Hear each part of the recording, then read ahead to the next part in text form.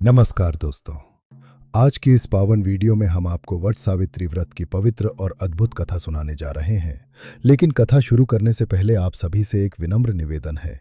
अगर आपको भगवान और सनातन धर्म में आस्था है तो वीडियो को लाइक जरूर करें और हमारे चैनल को सब्सक्राइब करके अपना सहयोग दें। साथ ही कमेंट में जय सावित्री माता अवश्य लिखें। तो चलिए बिना देर किए शुरू करते हैं वट सावित्री व्रत की पवित्र कथा।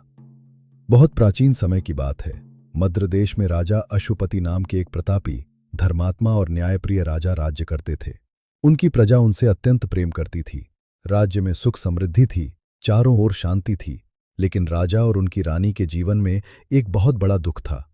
उनके कोई संतान नहीं थी। समय बीतता गया, अनेक यज्ञ हुए, पूजा पाठ हुए, दान पुण्य किए गए, लेकिन संतान सुख प्राप्त नहीं हुआ। धीरे धीरे राजा अशुपति का मन व्याकुल रहने लगा।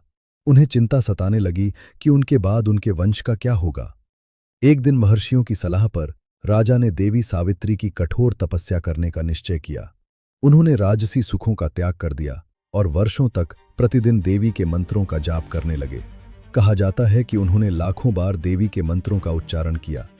राजा की कठिन भक्ति और तपस्या से देवी अत्यंत प्रसन्न हुई।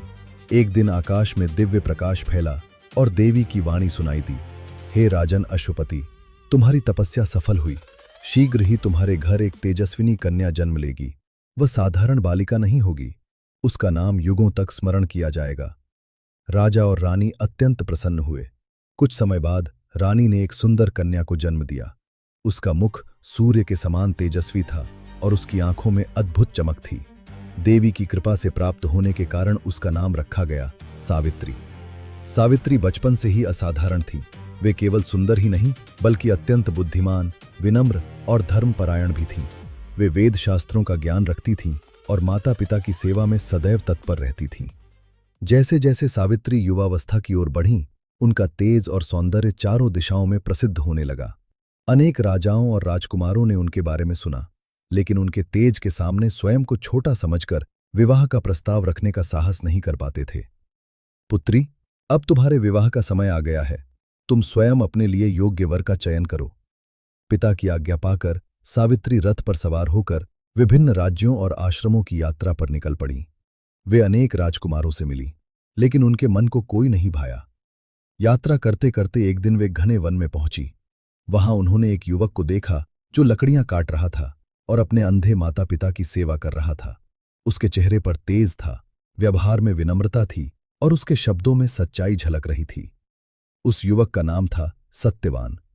सत्यवान वास्तव में एक राजा के पुत्र थे। उनके पिता द्युमत्सेन कभी एक शक्तिशाली राजा थे, लेकिन शत्रुओं ने उनका राज्य छीन लिया था। युद्ध और दुखों के कारण वे अंधे हो गए और अपने परिवार के साथ वन में रहने लगे। सत्यवान अपने माता पिता की अत्यंत सेवा करते थे। वे प्रतिदिन जंगल से लकड़ियां लाते, फल फूल इकट्ठा करते और अपने परिवार का पालन करते थे। सावित्री ने सत्यवान को देखते ही मन ही मन उन्हें अपना पति मान लिया। कुछ दिनों बाद वे वापस अपने पिता के महल लौटी। राजा अशुपति ने मुस्कुराकर पूछा, पुत्री, क्या तुमने अपने लिए वर चुन लिया? सावित्री ने शांत स्वर में उत्तर दिया, हाँ पिताश्री, मैंने सत्यवान नाम के राजकुमार को अपना पति चुना है। उसी समय वहां महान ऋषि नारद मुनि उपस्थित थे। उन्होंने ध्यान लगाया और गंभीर स्वर में बोले, हे राजन, सत्यवान सभी गुणों में श्रेष्ठ है। वो वीर है, धर्मात्मा है, सत्यवादी है, लेकिन उसकी आयु बहुत अल्प है। आज से ठीक 1 वर्ष बाद उसकी मृत्यु निश्चित है। ये सुनते ही राजा अशुपति के चेहरे का रंग उड़ गया। उन्होंने तुरंत अपनी पुत्री को समझाया, पुत्री, संसार में और भी योग्य राजकुमार हैं, तुम किसी और को चुन लो। लेकिन सावित्री दृढ़ थीं। उन्होंने शांत लेकिन अटल स्वर में कहा, आर्य कन्या केवल एक बार पति का चयन करती है। मैं मन, वचन और कर्म से सत्यवान को अपना पति मान चुकी हूं। अब मेरा निर्णय नहीं बदल सकता। सावित्री की दृढ़ता देखकर सभी मौन हो गए। अंततः राजा अशुपति ने विवाह की अनुमति दे दी। कुछ समय बाद सावित्री और सत्यवान का विवाह हुआ। विवाह के बाद सावित्री राजमहल की सुख छोड़कर वन में रहने लगी। वन का जीवन कठिन था। वहां न महलों की सुविधा थी, न सेवक सेविकाएं। लेकिन सावित्री ने कभी शिकायत नहीं की। वे प्रतिदिन सुबह उठकर अपने सास ससुर की सेवा करतीं, भोजन बनातीं और अपने पति के साथ हर कठिनाई में खड़ी रहतीं। धीरे धीरे समय बीतता गया, लेकिन सावित्री के मन में नारद मुनि की भविष्यवाणी सदैव गूंजती रहती थी।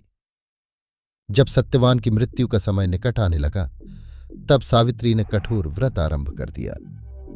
उन्होंने 3 दिन तक उपवास रखा और लगातार भगवान की आराधना करती रहीं। जिस दिन सत्यवान की आयु समाप्त होने वाली थी, उस दिन सुबह सावित्री अत्यंत शांत थीं। सत्यवान रोज की तरह जंगल जाने लगे। सावित्री ने कहा, स्वामी, आज मैं भी आपके साथ वन में चलूंगी। सत्यवान मुस्कुराए और दोनों साथ में जंगल की ओर निकल पड़े। वन में पहुंचकर सत्यवान लकड़ियां काटने लगे। कुछ समय बाद अचानक उनके हाथ रुक गए। उनके चेहरे पर पीड़ा दिखाई देने लगी। सावित्री, मेरे सिर में बहुत दर्द हो रहा है। सावित्री तुरंत जमीन पर बैठ गईं और सत्यवान का सिर अपनी गोद में रख लिया। तभी अचानक वातावरण बदल गया।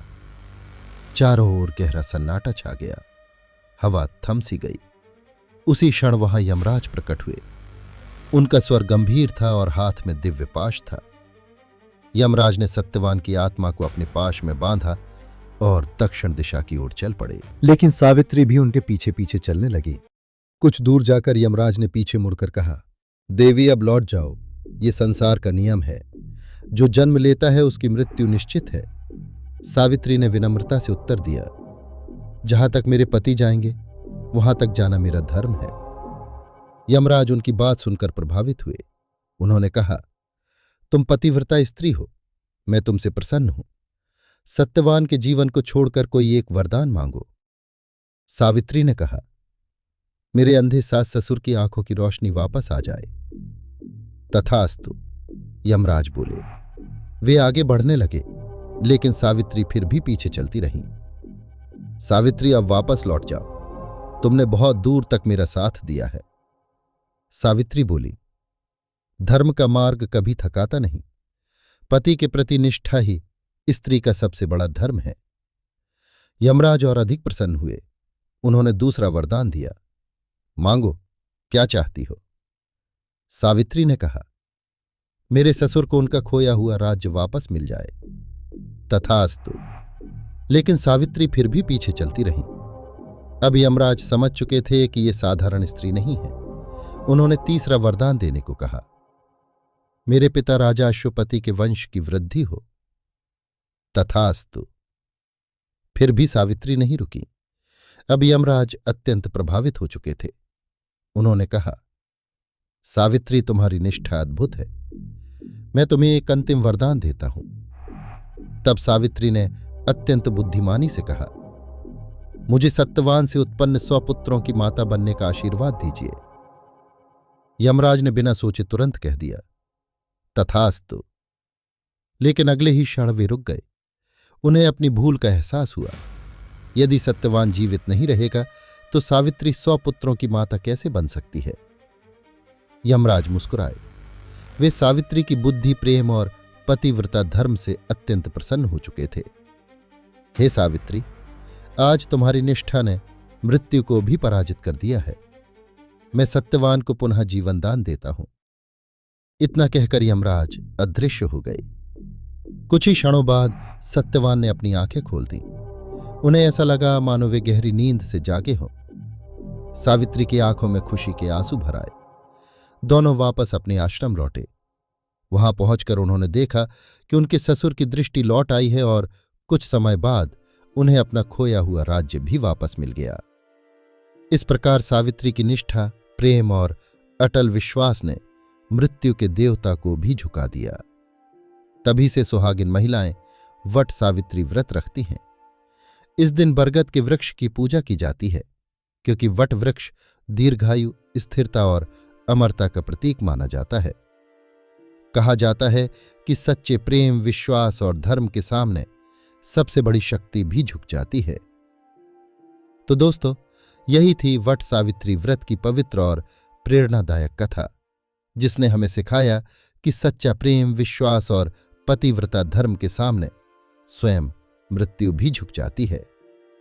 अगर आपको ये कथा पसंद आई हो तो वीडियो को लाइक जरूर करें और ऐसे ही धार्मिक और पौराणिक कथाओं के लिए हमारे चैनल को सब्सक्राइब करना न भूलें। साथ ही कमेंट में जय सावित्री माता अवश्य लिखें। वीडियो को अपने परिवार और मित्रों के साथ शेयर जरूर करें। मिलते हैं अगली ऐसी ही अद्भुत कथा में। धन्यवाद। जय माता दी।